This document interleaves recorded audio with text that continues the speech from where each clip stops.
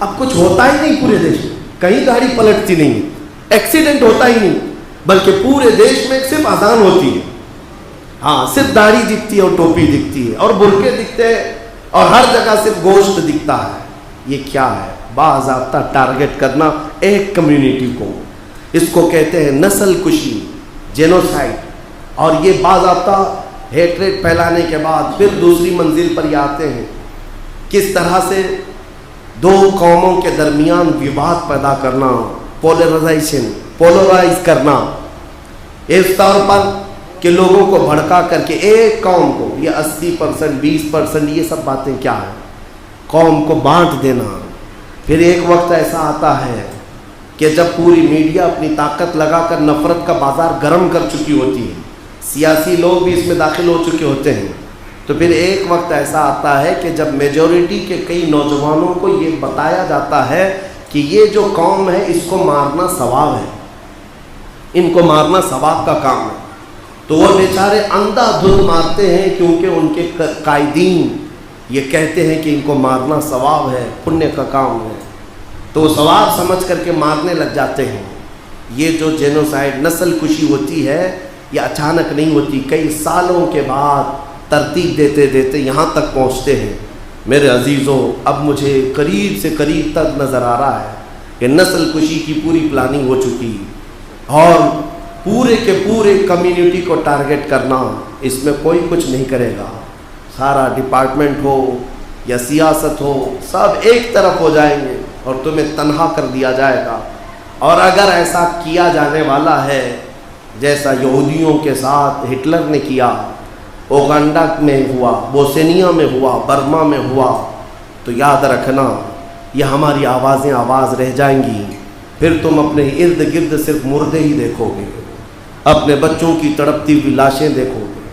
آپ کو پتہ نہیں آپ کا رمضان یہاں اچھا گزر رہا ہے, کئی لوگوں کی دکانیں لٹ چکی ہیں, ان کا کون سا رمضان ہے, کئی مسجدیں جلائی جا چکی ہیں, ان کی کون سی تراویح ہے, کس جرم میں اور کس پاداش میں یہ مارے جا رہے ہیں. میرے عزیزوں, اب حل کیا ہے؟ یہ جینوسائیڈ کو روکا کیسے جا سکتا ہے, اس نسل کشی کو روکا کیسے جا سکتا ہے؟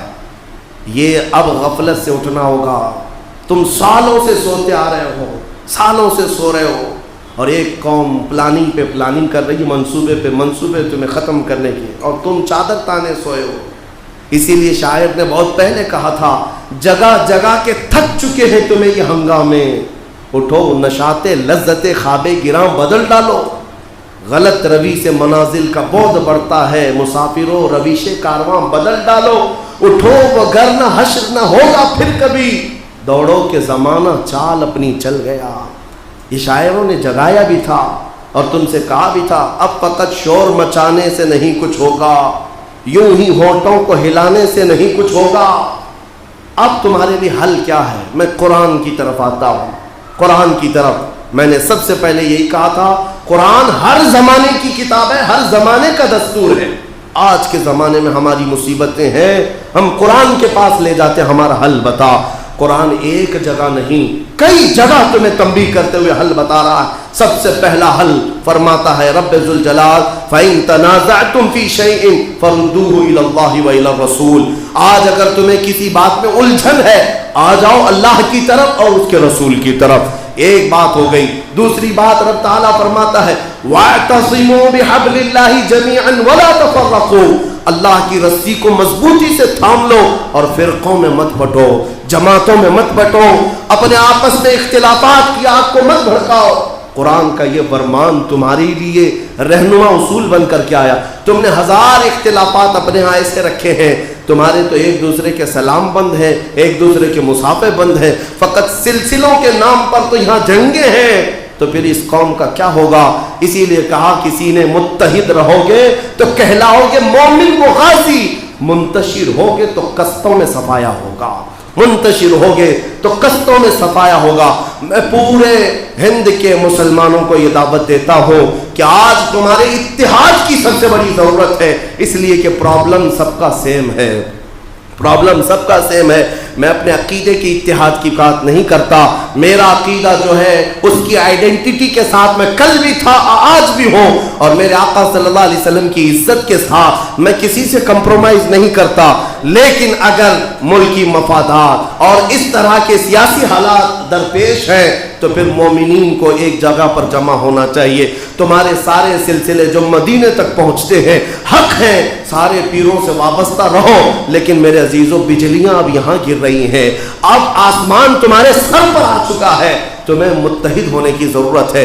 अपने ये इख्तिलाफात हटाओ। छोटे एक मोहल्ले में 4-4 जमातें हैं जिनका आपस में मेल मिलाप नहीं, सलाम कलाम नहीं है, और तुम्हारे ऊपर दुश्मन पूरे जो करोड़ों को मानने वाले एक जगह जमा हो रहे हैं और कत्ले आम के मंसूबे होते हैं। मैं तुम्हारे इत्तिहाद की दावत देता हूँ, यूनिटी बरकरार रखो, फिर देखना रब्बे जुल जलाल की मदद भी आएगी। ये एक चीज़ नहीं, कुरान ने और हल बताए। तुम्हारे हाथों में आज कुरान उठाकर देख लेना, कोई पेज खोल लो, एक बार कुरान खोलो और तुम उंगली रखो, तुम अपने आप से पूछो क्या कुरान मुझे समझ में आ रहा है, क्या कुरान मुझे समझ में आ रहा है। हद तो ये है 90% ऐसे लोग हैं, समझ में आना तो दूर की बात, उनको तिलावत सही से नहीं आ रही है, पढ़ना सही से नहीं आ रहा है। फिर तुम अपना फोन उठाओ, आईफोन है तुम्हारे पास, बड़े बड़े फोन हैं, उठाओ, व्हाट्सएप भी समझ में आ रहा है, फेसबुक भी समझ में आ रहा है, इंस्टा भी समझ में आ रहा है। अरे नहीं पढ़ा था स्कूल में लेकिन पूरा मोबाइल चलाना समझ में आता है।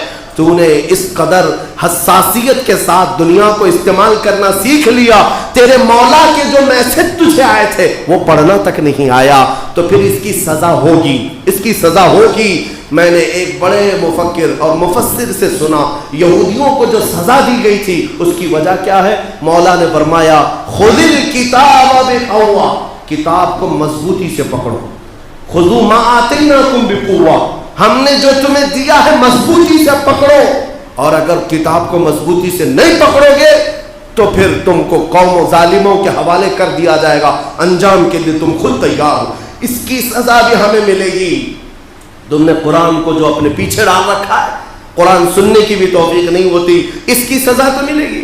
अल्लाह रब्बुल इज्जत का ऐलान है, तुम किताब को मजबूती से पकड़ लो। पकड़ने का मतलब ये पढ़ो, समझो, इसके मुताबिक जिंदगी गुजारो, तो फिर देखो मौला की मदद तुम्हारे साथ है। उसका वादा क्या झूठा हो सकता है? अल्लाह का वादा झूठा हो सकता है? उसने ऐलान फरमाया काना हक्कन अलैना नस्रुल मुमिनीन, हमने अपने ऊपर लाजिम कर लिया है कि ईमान वालों की मदद करेंगे, ईमान वालों की मदद करेंगे। इसलिए मेरे अजीजों हल यही है कि वापस जहां मेरे आका ने हमें छोड़ा था उसी जगह पर आ जाओ। मेरे आका सल्लल्लाहु अलैहि वसल्लम ने सहाबा को जहां छोड़ा था वहां आ जाओ। फिर देखना ये जेनोसाइड का या फिर नस्ल कुशी का जो भी मंसूबा बनाएंगे, मेरा मौला फरमाता है वो मकरू व मकर अल्लाह वल्लाहु खैरुल माकिरीन। ये कुफार मंसूबे बनाते हैं, प्लानिंग करते हैं, और अल्लाह सबसे बेहतरीन तदबीर करने वाला है। किसके मकर को, किसके प्लान को, उसी के जाल में फंसाना ये मौला तबारक व तआला बेहतर तरीके से फरमाता है। यानी उन लोगों को उन्हीं चालों में, उन्हीं जालों में अजाब के शिकंजे में फंसा दिया जाता है।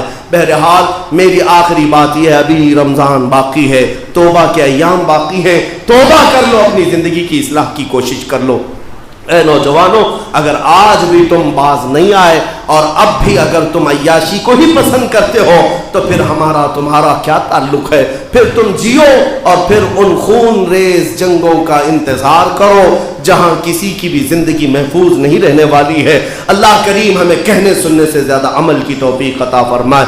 बारगाह रब्बुल इज्जत में दुआ को मौला इस रमजान की बरकत से हमारे इस मुल्क के अजीज को अमन अमान अता फरमा, चैन व सुकून अता फरमा, जालिमों को फना फिन नार फरमा।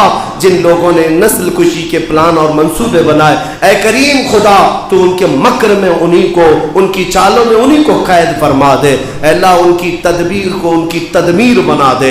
ऐ रब्बे कदीर इस्लाम सुन्नियत का बोल बाला फरमा, दुश्मनाने इस्लाम का मुंह काला फरमा।